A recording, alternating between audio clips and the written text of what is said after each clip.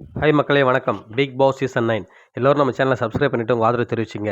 இப்போ பார்த்தீங்கன்னா big pass லைவில் பார்த்தீங்கன்னா ஒரு தரமான சம்பவம் நடந்துட்டுருக்குங்க. அது என்னென்னு பார்த்தீங்கன்னா பிக் பாஸ் ஒரு டாஸ்க் கொடுக்குறாரு. அது என்னன்னா வெளிலேருந்து வந்து 6 கண்டஸ்டன்ட் இருக்காங்க இல்லையா, அவங்க வந்து உள்ளே இருக்கிற 6 கண்டஸ்டன்ட்டில் யார் இந்த இடத்துக்கு வர தகுதி இல்லை, ஸோ இன்னும் பெட்டராக பண்ணியிருக்கலாம் அப்படின்ற மாதிரி சொல்லுங்கன்றாங்க. உடனே வந்து மெஜாரிட்டியான பீப்புள் வந்து பார்த்தீங்கன்னா சாண்ட்ராவை தாங்க சொல்கிறாங்க. ஃபஸ்ட்டு வந்து ரம்யா ஜோ வராங்க. அவங்க வந்து பார்த்தீங்கன்னா, நான் சாண்ட்ராவ தான் சொல்லுவேன். ஏன்னு பார்த்தீங்கன்னா, அவங்க பெருசா ஒண்ணுமே இந்த டாஸ்க்காக பண்ணல. அவங்க எப்படி இந்த இடத்துக்கு வந்தாங்கன்னு சொல்லிட்டு ஷாக்கா இருக்குன்றாங்க. அதுக்கப்புறம் பார்த்தீங்கன்னா, அரோராவ சொல்றாங்க. அரோரா எப்படி சாப்பிட்டு சாப்பிட்டு சும்மா தான் உட்காந்துருந்தா, எப்படி ஃபைனலிஸ்ட் டிக்கெட் வாங்குனான்னு தெரியல அப்படின்னு சொல்றாங்க. ஸோ அது மட்டும் இல்லாம, அரோரா வந்து பெருசா வேலை செஞ்சு கூட நான் பார்க்கலன்ற மாரி சொல்றாங்க. அடுத்து வியானா வந்தாங்க. வியானா தாங்க வந்து கிழி கிழின்னு கிழிச்சிடுறாங்க சாண்ட்ராவ. நான் என்ன சொன்னாங்கன்னா, ஒரு பெட்ஷீட் எடுத்துட்டு போயிட்டு மூலையில உட்காந்துட்டு அழுதுட்டே இருந்திருந்தா ஃபைனலிஸ்ட் வந்துருக்கலாம் போலது. எனக்கெல்லாம் அது தெரியாம போயிடுச்சு. அது மட்டும் தெரிஞ்சிருந்தா நானும் இன்னைக்கு ஃபைனலிஸ்ட்டா வந்திருப்பேன் போல இருக்கு. இந்த வீட்டுக்கு வந்து ஒண்ணு கூட பண்ணல. ஃபர்ஸ்ட்டு 1 வீக் ஓரளவுக்கு சுமாரா பண்ணாங்க. அதுக்கப்புறம் வேஸ்ட்டுன்ற மாரி சொன்னாங்க.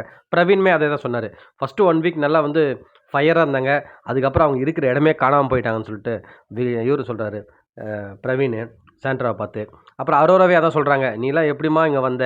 அப்படின்ற மாரி கலாய்ச்சி விட்டுறாங்க. சபரிக்குமே அதான் சொன்னாங்க. என்னன்னா, "சபரி நீ இவ்வளோ நாள் இருந்த இடமே தெரில. ஒரே நைட்ல ஓவர் நைட்ல வந்த மாரி இருக்கு." அப்படின்ற மாரி போட்டு உடைச்சுட்டாங்க அந்த விஷயத்த. அதுக்கப்புறம் விக்ரம வந்து வியானா சொன்னாங்க. இவர் வந்து அதர் பெர்சன வந்து கூட வச்சுன்னு, அவங்கள வந்து கிளவரா ஹேண்டில் பண்ணியிருந்தாரு. மேனிபுலேஷன் பண்ணியிருந்தாருன்ற மாரி போட்டு உடைச்சிடுறாங்க. நம்ம வாட்டர்மெலன் அவருக்கு நமக்கு தெரியும் வழக்கம் போல கானா வினோத் தான் சொன்னாரு. ஸோ கானா வினோத் தான் இந்த இடத்துக்கு தகுதியே இல்ல.